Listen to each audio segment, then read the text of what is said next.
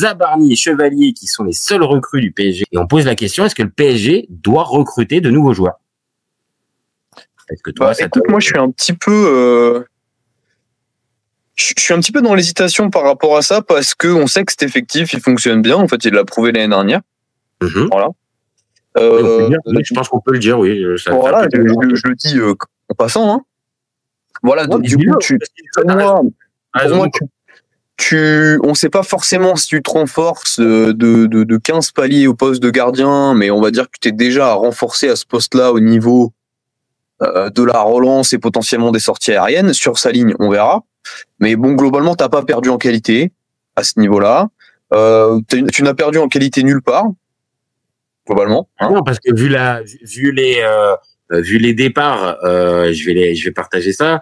Mais vu les départs et qu'il y a pu avoir depuis le début du mercato. Oui, Skriniar, il fallait le refourguer. On savait même plus que c'était un joueur de foot. Mukele, bon. À part être prêté à droite à gauche, il servait plus à grand chose. Bon, Moscardo, prêt, évidemment. Zag aussi. Enfin, je veux dire, voilà. T'as l'histoire Kolo Muani aussi, même si c'est particulier, mais bon. Normalement, ça devrait se solutionner d'ici le 31, Kolo Muani. Mais au moment où on parle, il est encore là, quoi. T'as non, mais enfin, tu vois, rien qui impacte où tu dis, oh, putain, ça va être chaud à gérer pour l'équipe. Enfin, je veux dire, même Kolo Muani, tu vois, il reste. Et même si Kolo Muani reste, bah, ok. Qu'est-ce que ça change? J'aurais pas grand chose. J'ai envie de te dire oui parce que vu en tout cas vu les paroles de Luis Enrique quand il est parti sur Kolo Muani et Kolo Muani sur ce qu'il a pu dire sur Luis Enrique en disant que c'était pas forcément on va dire il y avait pas forcément de mauvaises ententes, c'est juste des choix techniques et qu'il respectait. Oui, ça va dans ce sens-là, c'est-à-dire même s'il venait à être réintégré, ça serait pas un problème. Maintenant, là c'est plus la question, en fait, moi j'essaie de la poser dans ce sens-là, un groupe qui a gagné. On le sait, c'est toujours très difficile. Qu'est-ce qu'on fait? On le garde complètement ou est-ce qu'on le régénère à certains postes? Donc, ce qui a pu être fait pour le poste de gardien, pas de problème. Ok. Zabarni qui vient, on va dire pour être le premier dans la rotation derrière Pacho et Marquinhos. Ok. Mais milieu de terrain et attaque, toi, t'irais pas sur un ou deux profils? Non, tu resterais sur ça. Tu penses que les gars, ils ont encore faim? Bah oui, enfin déjà premièrement pour moi tu as fait le recrutement le plus nécessaire. Tu l'as fait déjà. Parce qu'effectivement, il fallait préparer l'après Marquinhos parce que quand tu as une équipe qui gagne pour moi si tu veux pas trop toucher à l'équipe parce que ça fonctionne bien du coup comme le cas qu'on a ici, il faut préparer l'avenir. Et donc du coup, soit tu prends vraiment des jeunes qui vont avoir du temps de jeu, qui vont préparer un petit peu pour certains partent les années d'après. Et globalement, moi je trouve que le seul poste où tu avais vraiment à peu près ce cas-là, c'est la défense centrale. Et c'est parfait, tu prends un super défenseur qui l'a prouvé de diverses manières. En plus, c'est un défenseur qui est très bon relanceur, qui est très complet, qui, à mon avis, s'intégrera très bien dans le système Enrique. Donc pour moi, tu as fait déjà le recrutement qu'il fallait. C'était franchement celui qui était le plus important pour moi cet été. Le gardien, pourquoi pas. Voilà. Le seul truc qui, moi, me fait dire que ça peut être compliqué, c'est qu'effectivement, Hakimi n'a toujours pas vraiment de doublure. Et Nuno Mendes, il faudra m'expliquer, mais Lucas Hernandez, c'est plus un arrière-gauche, donc c'est plus une doublure.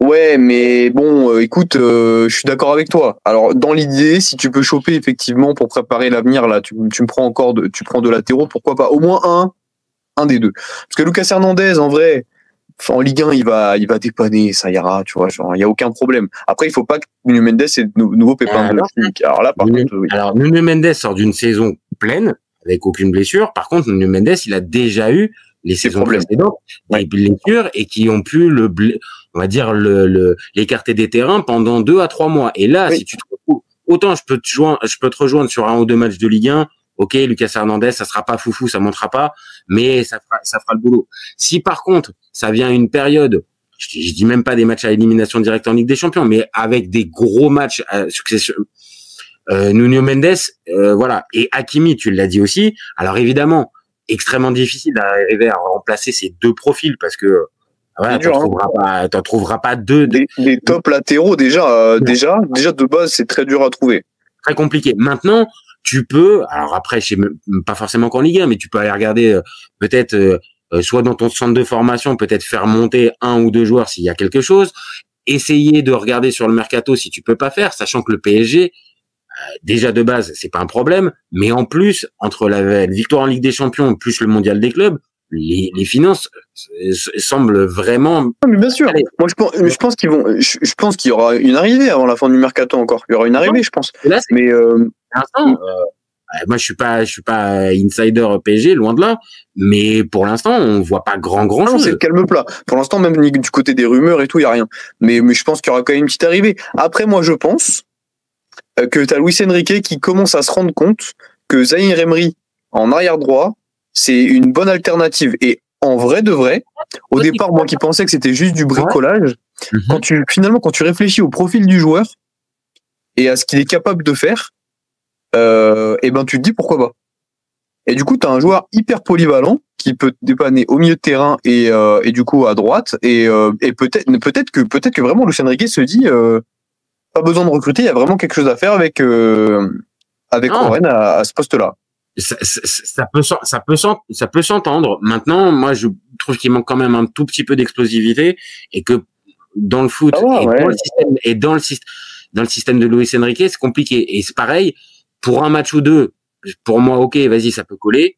Blessure d'Hakimi, il y a la CAN. N'oublie pas qu'il y a la CAN, cette année. Tu vas avoir potentiellement, en plus, le Maroc organise, donc il y a des chances pour que le Maroc aille loin. Donc tu vas peut-être avoir Hakimi absent pendant un mois et demi. Et un mois et demi, est-ce que Zahir Emery, toi tu sembles dire que ok, il a progressé depuis qu'il l'a installé à ce poste-là. Mais de là à ce que ça soit une alternative crédible en cas de gros match, moi j'ai quand même des. En vrai, je fais confiance. Il y en a beaucoup qui doutaient de Luis Enrique, notamment sur le mercato de l'année dernière, etc. Écoute, vu comment ça s'est passé, on va faire confiance. Faire confiance. Si lui, il pense que, si lui, il a une vision sur Zahir Emery à ce poste-là et qu'il dit globalement à Campos que ça sert à rien de recruter parce que pour lui c'est ok, et ben faisons-leur confiance. À voir, on verra. Moi, je suis d'accord. Surtout qu'en plus, on verra comment se passe la première période, la première phase de Ligue des Champions du PSG. Mais effectivement, faudra pas se louper parce que si tu te loupes un petit peu, on sait que maintenant il y a des matchs au mois de janvier potentiellement pour les qualifs en Ligue des Champions et donc du coup t'aurais pas Hakimi quoi. Et là peut-être que le PSG là cette année finira dans les 9 premiers, mais dans les 8 premiers. Mais si tu finis pas dans les 8 premiers, peut-être que l'année prochaine ce sera peut-être pas Brest que tu affronteras en barrage et peut-être une équipe qui est passée un peu à côté. Tu vois, l'année dernière, il y avait le Real et Manchester City qui étaient en. Ouais, faudra faire gaffe. Non, mais bien sûr, je te dis pas que c'est assurance tout risque, hein, mais je vais juste faire ce qu'on avait moins fait l'année dernière et qu'au final ça nous a prouvé le contraire. On va faire confiance. On va faire confiance au staff du PSG. S'ils pensent que eux, ça suffit, à voir. On l'a dit tout à l'heure, hein, je pense qu'il y a de quoi leur faire confiance. Ah, franchement, et pourtant, je suis loin d'être supporter parisien, mais je pense qu'il y a 2-3 éléments qui permettent de leur faire confiance, je pense. Et à Luis Enrique aussi.